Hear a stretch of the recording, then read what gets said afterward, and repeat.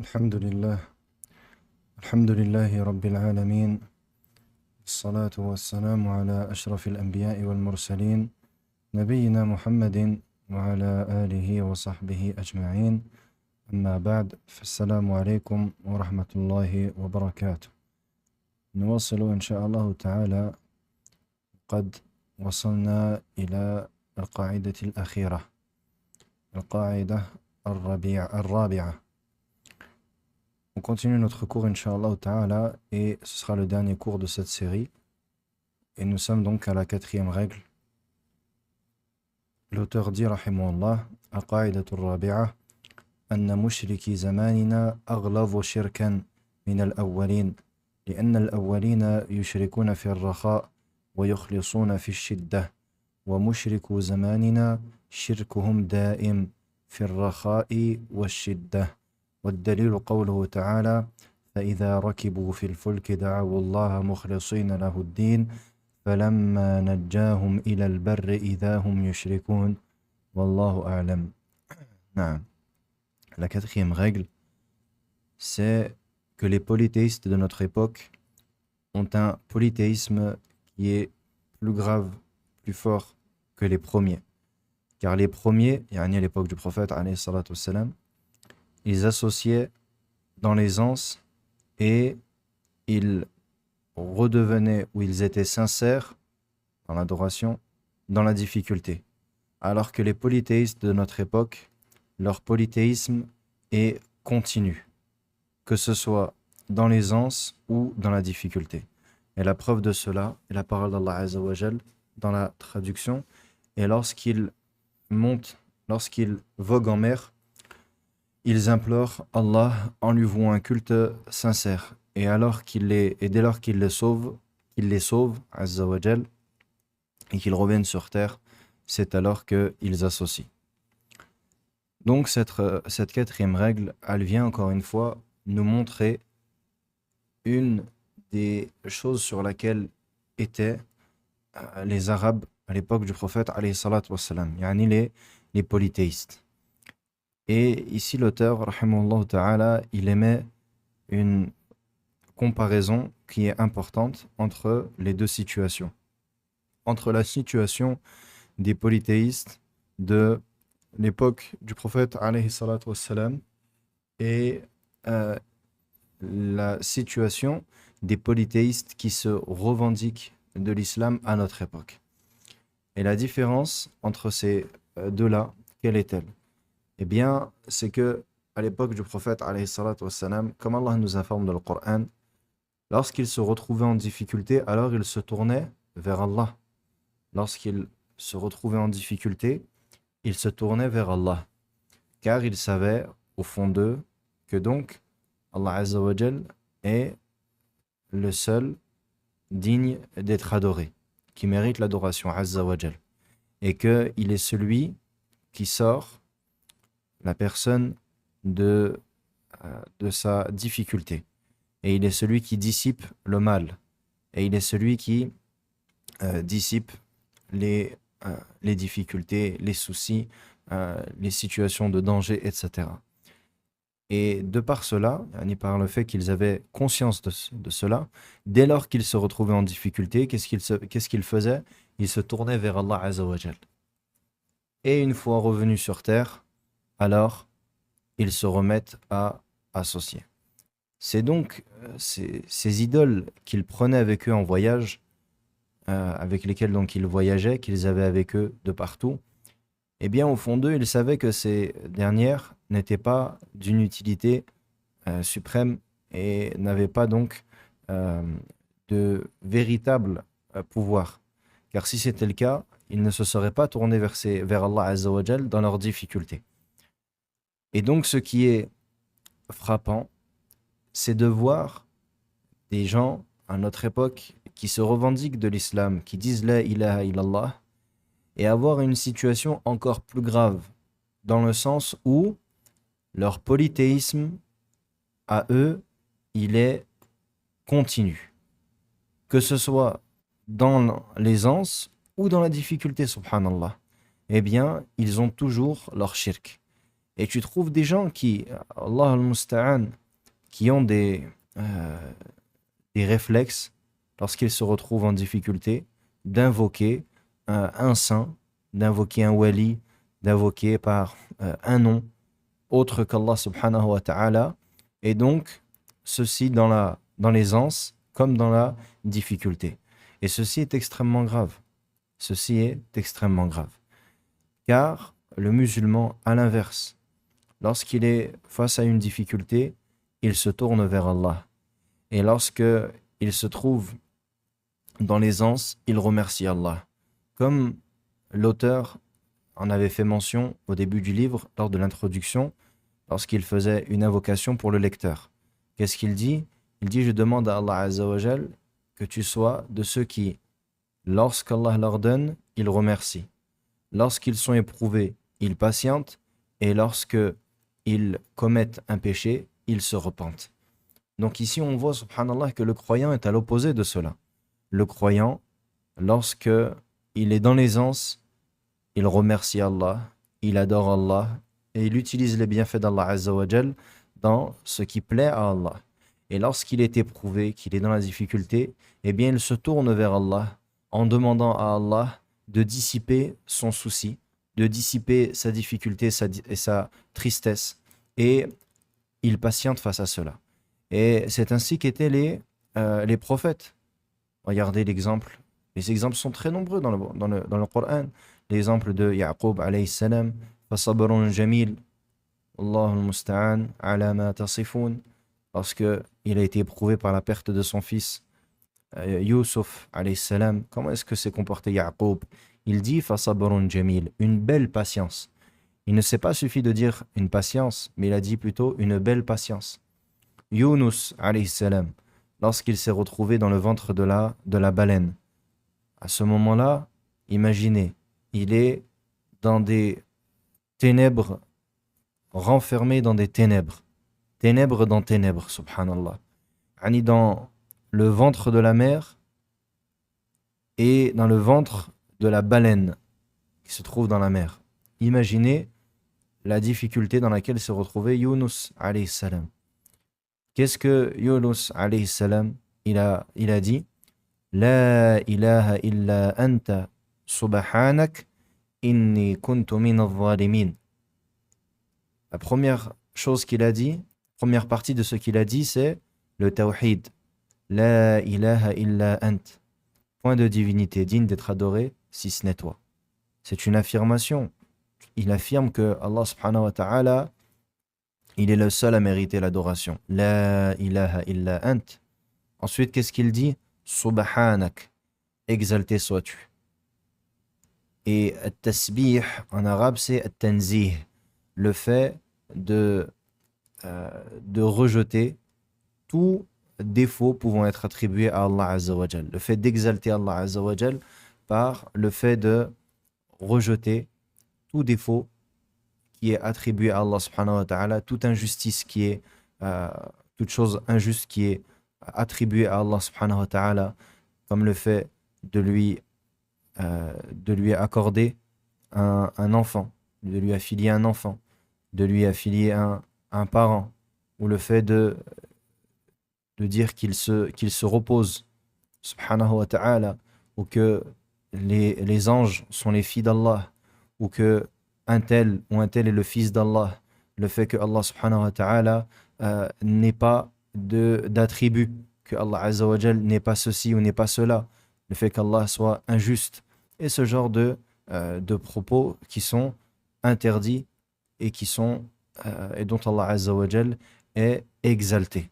Et donc c'est ça, subhanak, yani je t'exalte, usabbihuka, unazzihuka an kulli aybin wa naqs. J'avoue et je crois et j'ai la croyance ferme que tu es au-dessus de tout ce qui t'est attribué comme chose qui relève des défauts ou des manquements. Donc la ilaha illa ant subhanak, ça c'est du tawhid pur. Et ensuite, qu'est-ce qu'il dit Yunus alayhi salam? Inni kuntu min al-zalimin. Je suis certes du nombre des injustes.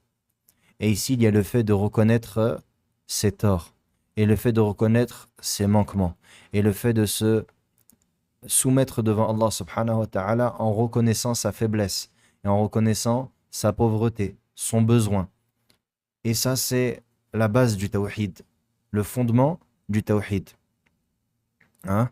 C'est donc غاية الحب مع غاية إيش الذل أو الخضوع.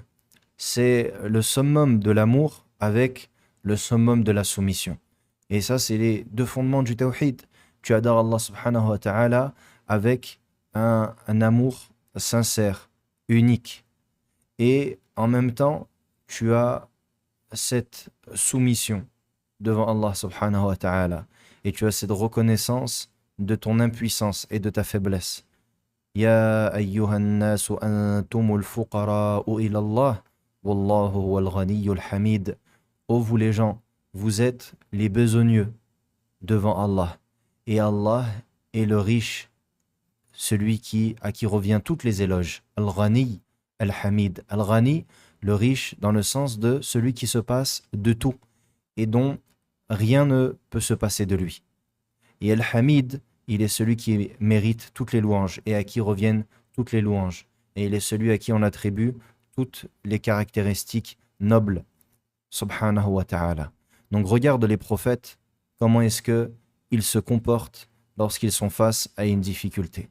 Et ce dua, barakallahu fikum, cette qaïda, elle est très facile à comprendre, il n'y a pas beaucoup de choses à dire. C'est pour ça que j'en profite pour exposer l'inverse de ce sur quoi doit être le croyant.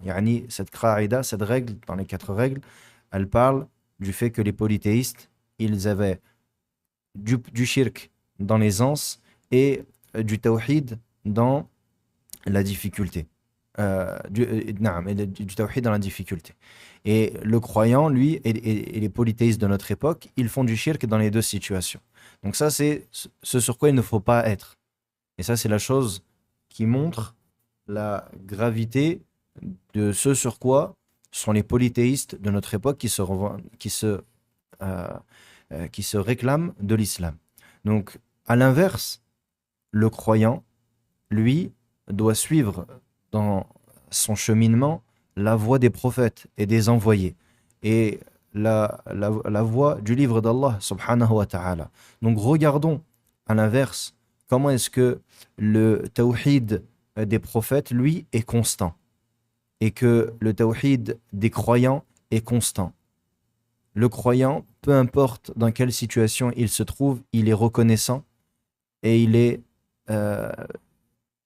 il ne se détache pas de sa fonction de serviteur, d'esclave, car nous sommes des esclaves d'Allah subhanahu wa ta'ala, nous sommes des serviteurs d'Allah subhanahu wa ta'ala, et il nous a créés pour qu'on l'adore. Et donc, notre monothéisme, il doit être constant. Notre tawhid, il doit être constant. Et on doit faire preuve de sincérité à tout moment de notre vie.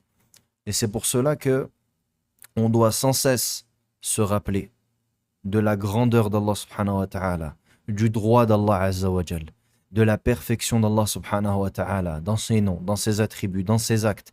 Et à l'inverse, se rappeler de quoi? De notre faiblesse, de nos manquements. Et c'est pour cela que je citais donc le dua de Yunus, alayhi salam, que Allah Azza wa Jal a cité dans le Coran. Et si Allah subhanahu wa ta'ala a cité le dua de Yunus dans le Coran, ce n'est pas pour rien. Comme lorsqu'il a cité le dua de Moussa alayhi salam, Rabbi inni lima anzalta ilayya min khayrin faqir. Pourquoi est-ce qu'on n'apprend donc pas ces invocations? Pourquoi est-ce que l'on n'invoque pas Allah subhanahu wa ta'ala par quoi les prophètes l'invoquaient? Pourquoi est-ce qu'on ne les prend pas comme exemple dans notre mode de vie? Que ce soit dans l'appel à Allah Azza wa Jal, que ce soit dans la patience, que ce soit dans la soumission, etc., etc. Donc ici, quand on médite sur la situation de Yunus alayhi salam, alors qu'il est dans le ventre de la baleine et qu'il dit La ilaha illa anta subhanaka inni kuntu minadh-dhalimin. Allah Azza wa Jal, qu'est-ce qu'il nous dit? فَاسْتَجَبْنَا لَهُ. Et nous lui avons répondu. Nous l'avons exaucé. Subhanallah. Et Allah Azza wa Jal l'a sauvé de la difficulté dans laquelle il était. Et il l'a sorti du ventre de la baleine. Et il est sorti sain et sauf, alayhi salam. Et donc, ce sens-là de l'affirmation du tawhid avec la reconnaissance de la soumission et des manquements, c'est extrêmement important. Et c'est pour cela que également dans les invocations du matin et du soir, le prophète sallallahu alayhi wa sallam nous a enseigné un dua qui est dans ce sens-là, qui va dans ce sens-là. Sayyidul istighfar. Allahumma anta rabbi, la ilaha illa ant. Oh Allah, tu es mon Seigneur. Point de divinité digne d'être adoré en dehors de toi. La ilaha illa ant. Allahumma anta rabbi, la ilaha illa ant. Allahumma anta rabbi, la ilaha illa ant. Khalaqtani wa ana abduk, wa ana ala ahdika, wa wa'dika mastata'at. C'est dur de faire le dua et de le traduire en même temps. Allahumma anta rabbi, la ilaha illa ant. Subhanallah.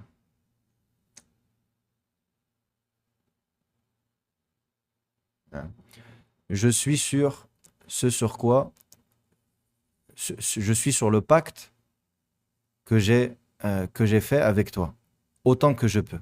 Et ceci fait référence à quoi? Iyyaka na'budu wa iyyaka nasta'in. A'udhu bika min sharri ma sana'at. Je cherche protection près de toi contre le mal que j'ai commis. Wa abu'u laka bi ni'matika alayya. Et je reconnais les bienfaits que tu as sur moi. Et je reconnais également mes péchés. Faghfirli, pardonne-moi donc. Fa innahu la yaghfiru dhunuba illa ant. Car ne pardonne les péchés que toi. Et également l'invocation que le prophète sallallahu alayhi wa sallam a enseigné à Abu Bakr radiyallahu anhu, qui va dans ce sens. Et on retrouve ceci dans nombreux hadiths, le fait donc de reconnaître cela, comme le jeune homme vers lequel le prophète sallallahu alayhi wa sallam s'est rendu lorsqu'il était sur son lit de mort. Et il lui a dit, Kayfa tajiduk, comment est-ce que tu te trouves? Et il lui a dit, j'ai peur de mes péchés et j'espère la miséricorde de mon Seigneur. Et c'est ainsi que le musulman doit être.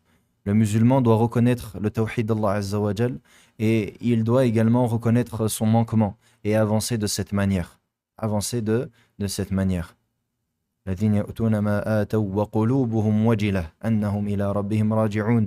qui donnent ce qu'ils donnent, c'est-à-dire ceux qui accomplissent les œuvres qu'ils accomplissent de bien, de charité, et leur cœur frémissent à l'idée de savoir qu'ils retourneront vers leur Seigneur. Donc le croyant, il fait le bien, il est sur le tawhid, mais il craint ses péchés, et il craint Allah subhanahu wa ta'ala.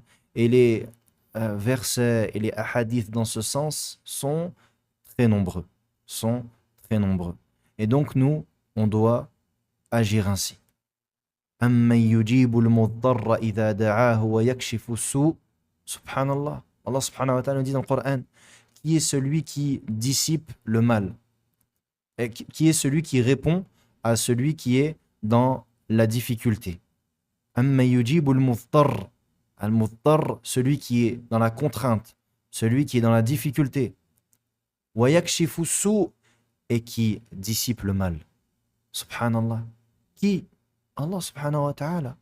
Pourquoi alors se tourner vers autre que lui? Comment est-ce que dans notre quotidien, on n'a pas ce réflexe de se tourner vers Allah Azza wa Jal dans tout ce que nous subissons, dans tout ce que nous rencontrons? Tout le temps, on doit s'en remettre à Allah Azza wa Jal. Et on doit se tourner vers lui et faire preuve de tawhid. C'est ça le tawhid, l'unicité. Allah est un, Allah est unique. Et Allah subhanahu wa ta'ala, de par son unicité, il est le seul à pouvoir t'accorder quoi que ce soit. Toute chose que tu cherches, que ce soit pour obtenir un bien ou pour repousser un mal, c'est Allah subhanahu wa ta'ala seul qui t'accorde cela. Et c'est en cela que réside le bonheur. Et c'est par cela que le monothéiste, il se distingue d'autres que lui. Car sa vie, elle est tournée vers Allah subhanahu wa ta'ala. Et il sait que tout ce qu'il atteint vient d'Allah subhanahu wa ta'ala. قُلْ لَنْ يُصِيبَنَا إِلَّا مَا كَتَبَ اللَّهُ لَنَا هُوَ مَوْلَانَا. Dit, ne nous atteindra que ce qu'Allah Azza wa Jal nous a prescrit. Il est notre maître. Et le croyant donc, il sait que tout ce qui l'atteint vient d'Allah subhanahu wa ta'ala et lui a été prédestiné. Et qu'Allah subhanahu wa ta'ala ne décide d'une chose que parce qu'elle a une sagesse. Qu'on la connaisse ou qu'on la méconnaisse, il y a une sagesse dans tout ce qu'Allah subhanahu wa ta'ala fait. Et c'est ainsi que le croyant doit être dans son quotidien. Et tu ne dois pas te préoccuper de ce qui te touche. Tu dois te préoccuper de comment est-ce que tu réagis. Est-ce que tu donnes à Allah subhanahu wa ta'ala son droit? Est-ce que tu es reconnaissant vis-à-vis d'Allah subhanahu wa ta'ala? Ne te préoccupe pas de ce qui t'atteint. Ne te préoccupe pas si tu vois que tu es touché par une épreuve, que tu as des biens en moins, que tu as ta santé qui est touchée, ou que tu es touché par la perte d'un proche, ou n'importe quelle épreuve par laquelle Allah subhanahu wa ta'ala peut t'éprouver. Sache que c'est Allah subhanahu wa ta'ala qui a décrété cela. C'est Allah subhanahu wa ta'ala qui a écrit cela. C'est Allah azza wa jal qui a choisi cela. Et s'il a choisi cela pour toi, c'est que c'est le meilleur. Allah azza wa jal, il choisit pour ses serviteurs ce qu'il y a de mieux. Subhanahu wa ta'ala. Et Allah azza wa jal, il est hakim. Allah azza wa jal, il est sage. Et il a la sagesse parfaite, azza wa jal. Et Allah subhanahu wa ta'ala, il a al-adl, la justice parfaite. Allah subhanahu wa ta'ala, la yadhlim. Allah azza wa jal n'est point injuste. Il s'est interdit l'injustice à lui-même. Même si ce que tu vois en apparence peut te paraître comme étant un mal, eh bien sache que c'est un bien. Car Allah subhanahu wa ta'ala ne décrète pas une chose sans qu'il y ait un bien derrière cela. Et donc, le croyant, il doit avancer ainsi dans sa vie vers Allah subhanahu wa ta'ala. Et celui qui vit ainsi, billahi alaykum, qu'est-ce qui peut le toucher? Qu'est-ce qui peut l'affaiblir? Qu'est-ce qui peut le faire tomber? Rien. Car il sait qu'au final, cette épreuve, soit dans tous les cas, elle va le rapprocher d'Allah subhanahu wa ta'ala. Elle va le rapprocher d'Allah subhanahu wa ta'ala car ceci va être une expiation de péché. Et car cela va représenter une augmentation des hasanat. Et que par cela, il va obtenir une élévation dans les degrés auprès de lui, subhanahu wa ta'ala. Et ceci sans faire d'œuvre. Lorsque tu es éprouvé, subhanallah, Allah azza wa jal t'accorde de l'expiation de péché, des hasanat et rif'atu darajat, l'élévation en degrés. Est-ce que lorsque tu es éprouvé, tu fais quelque chose? Yani, lorsque tu accomplis ta salah, tu fais quelque chose. Tu te lèves, tu fais le wudu, tu pries. Si tu veux beaucoup de récompenses grâce à la prière, il faut que tu fasses beaucoup de prières. Cela nécessite l'accomplissement d'œuvres. Beaucoup jeûner, faire beaucoup d'aumônes. Cela nécessite de la multiplicité des œuvres, de la quantité d'œuvres. Mais l'épreuve, non. Par ta simple patience et ta satisfaction du décret d'Allah Azza wa Jal, tu obtiens toute cette récompense. Et Allah Azza wa Jal sait qu'on est faible et qu'on ne peut pas. Allah Azza wa Jal ne nous a pas créés comme les anges. Nous ne sommes pas des anges. Nous ne pouvons adorer Allah subhanahu wa ta'ala sans cesse. Et nous ne pouvons adorer Allah subhanahu wa ta'ala d'une manière parfaite. Nous sommes obligés d'avoir des manquements. C'est une chose qu'Allah Azza wa Jal a écrit pour le fils d'Adam. Donc, il faut reconnaître ce manquement et il faut avoir cette ferme croyance. Et c'est pour cela que l'on répète toujours Na'am, la croyance. Et que se moquent de nous les détracteurs autant qu'ils veulent, autant qu'ils le souhaitent. Et on n'aura cesse de répéter ces livres. Et on aura cesse d'enseigner, Inch'Allah ta'ala, tant qu'Allah Azza wa Jal nous donne la vie et tant qu'il nous aide, subhanahu wa ta'ala, cette croyance, la croyance du prophète sallallahu alayhi wa sallam, la croyance des salaf as-salih. Et ceci, peu importe le nombre de personnes qui répondront à l'appel. Et ceci, peu importe les obstacles que l'on trouvera sur notre chemin. Car ceci est la vérité. Et ceci est le haqq. Et l'étude de ces livres-là, même si cela peut paraître comme étant des choses élémentaires, et que répéter toujours la même chose, c'est redondant et c'est un manque de science, ceci est tout autre. Et subhanallah, j'en profite pour faire une parenthèse avec euh, des commentaires que j'ai vus plus d'une fois sur des vidéos YouTube qui concernent des fatawa. Comme vous avez pu le voir, on a traduit, walillahi alhamd, plusieurs vidéos de Cheikh Suleiman al-Ruhaili qui concernent des fatawa, concernant des sujets contemporains ou autres. Et plus d'une fois, j'ai dû supprimer des commentaires qui viennent dire voilà pourquoi aujourd'hui la communauté est dans l'état dans lequel elle est. Parce qu'on s'occupe de choses futiles. Savoir si les crédits, c'est haram ou c'est halal, c'est futile. Savoir si il faut prier en mettant ses mains de telle manière ou ses pieds de telle manière, etc., c'est futile. Apprendre si les parfums à base d'alcool, c'est halal ou c'est haram, ceci est futile. Al-Muhim, dès lors que tu ne parles pas des sujets qui les intéressent, c'est futile. Et c'est à cause de cela que l'on en est là où on en est aujourd'hui.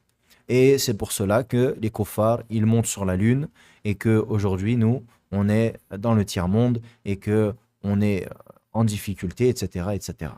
Et ça, c'est totalement erroné. Le fait de connaître le halal et le haram fait partie des obligations. Et c'est une adoration. Et c'est une chose qu'Allah subhanahu wa ta'ala aime. Et Allah Azza wa Jal a révélé une sharia, une législation qui est complète, une législation qui prend en considération la purification des âmes, la préservation des corps, la préservation de l'esprit, la préservation de la raison, la préservation de la saine nature, la préservation des bonnes mœurs, la préservation de la bonne réflexion, de l'idéologie qui est saine. Et à l'inverse, tout autre courant, toute autre religion, toute autre voie s'oppose à cette législation qui est pure, qui est parfaite. Et ce qui nous distingue, nous musulmans, des autres religions, c'est cela. Car l'islam s'adapte à toutes les époques. Et il n'y a pas une chose nouvelle qui vienne sans que Allah Azza wa Jal nous ait laissé un fondement auquel on peut se rattacher et émettre un jugement concernant cette chose-là. Que ce soit, et en particulier aujourd'hui, avec toutes les choses que l'on rencontre qui sont propres à notre époque, les choses qui sont propres à notre époque et dans lesquelles il n'y a pas de textes qui sont clairs. Mais Allah subhanahu wa ta'ala nous a laissé des fondements, ainsi que le prophète sallallahu alayhi wa sallam et les savants de cette communauté, les grands savants de cette communauté, parmi les salafs également. Al-Shahid, n'écoutez pas les détracteurs et ne pensez pas que apprendre sa religion en s'occupant par le tawhid, en s'occupant par la croyance, en s'occupant par les ahadiths, que ceci est une perte de temps. Et qu'aujourd'hui, il faut évoluer, il faut changer. Changer vers quoi? Vers la politique? La politique d'il y a 50 ans, c'est pas la politique d'aujourd'hui. Tu veux m'amener à quoi? La République? Quelle République? Hein? En France, combien de républiques ils ont vu? Ils ont vu 5 républiques. Tu veux m'amener à laquelle? La cinquième? Pourquoi la cinquième? La quatrième, elle n'était pas bonne. La deuxième ne l'était pas non plus. Et la cinquième, elle a encore des manquements. Du coup, qu'est-ce qu'il faut? Il faut une sixième. Et il faut que je suive quoi? Il faut que je suive le communisme, ou il faut que je suive le capitalisme, ou il faut que je suive la démocratie, ou il faut que je suive la monarchie, ou je ne sais quoi. Et au final, dans tout ça, qu'est-ce qui est vrai? Et qu'est-ce qui me prouve que c'est vrai par rapport au reste? Car toi, ce que tu amènes, c'est par ta raison, par des arguments qui sont de ta raison. Mais la raison de monsieur untel n'est pas la raison de monsieur untel, etc., etc. Alors que notre religion, elle est parfaite. Les fondements sont un. Les fondements sont les mêmes depuis 1400 ans. Walillahi alhamd. Notre position vis-à-vis de la femme, elle n'a pas changé. La femme a toujours eu ses droits dans l'islam. Nous n'avons pas attendu les kuffars pour nous enseigner comment prendre soin de nos épouses, de nos filles, de nos sœurs. Le droit de la femme est préservé en islam, walillahi alhamd. Et ceci depuis toujours, depuis l'avènement de l'islam. La femme a le droit à l'héritage, la femme a le droit de disposer de son argent comme elle le souhaite. La femme est respectée, la mère est la personne la plus importante pour tout enfant, et elle est celle qui a le plus de droits. Et l'épouse a énormément de droits, et celui qui est le meilleur des hommes est le meilleur avec son épouse, etc., etc., etc. Et on ne vous a pas attendu. Il y a moins d'un siècle, vos femmes, elles n'avaient pas le droit d'ouvrir un compte en banque sans votre permission. Et au Moyen Âge, ils se rassemblaient pour savoir si la femme, elle possède une âme ou non. Pour savoir si la femme, c'est un être humain. Ou ce n'est pas un être humain. Et ça, je me souviens, c'est des choses qu'on avait vues à l'école, subhanallah. Et vous voulez nous enseigner la, la, la droiture, vous voulez nous enseigner la morale, la bonne morale, les bonnes mœurs. Vous pouvez les garder. Alhamdoulilah, notre religion, elle est complète. Donc n'écoutez pas ces gens-là. Barakallahu fikum. Et je me suis volontairement éloigné du sujet de la quatrième règle, car elle est très courte, très brève, et j'en ai profité pour faire un rappel général. Et on s'arrête là, Inch'Allah Ta'ala. Et concernant les cours, bi'idhnillahi ta'ala, nous commencerons un nouveau livre la semaine prochaine, euh, les leçons de Tawhid, et on reprendra les 40 hadiths de An-Nawawi le dimanche. Donc on aura le mercredi et le dimanche. Donc le dimanche, on reprend les 40 hadiths de Nawawi, et le mercredi, on fera les leçons de Tawhid, Inch'Allah Ta'ala. Et pour ceux qui le voudront, je partagerai également un QCM concernant les 4 règles.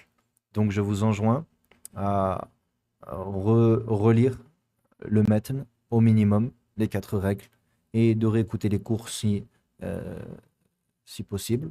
Et Inch'Allah Ta'ala, dès que le QCM sera prêt, je le partagerai. Et Inch'Allah Ta'ala, on essaiera de faire de prendre quelques personnes, ceux qui ont les meilleures notes, Inch'Allah Ta'ala, de leur envoyer un ou deux livres. Et on demande à Allah subhanahu wa ta'ala de nous accorder la sincérité. Je ne sais pas s'il y a des questions. Le sujet était général, je ne pense pas qu'il y ait des questions, mais sait-on jamais. Et s'il n'y a pas de questions, on s'arrêtera là, Inch'Allah ta'ala.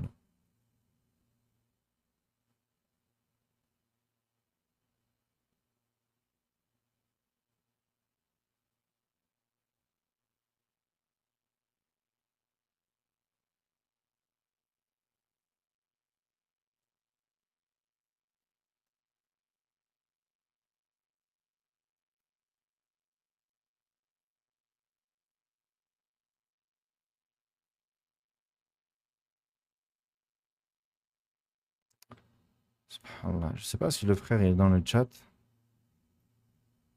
enfin dans le direct. Allez, j'en profite pour le dire. Frère qui me demande si j'autorise qu'on prenne les traductions de vidéos de savants en mentionnant en description que c'est traduit par vous. Non. Celui qui souhaite partager les traductions, qu'il les partage comme elles sont. Sinon, je ne vois pas l'intérêt. À part faire monter ses propres abonnés et peut-être essayer de gagner de l'audience avec le travail des autres, j'ai du mal à voir autre chose. Donc celui qui souhaite partager nos travaux, qu'il les partage comme ils sont. Barakallahu fikum. Il y a des vidéos avec des traductions qui sont correctes, avec un logo.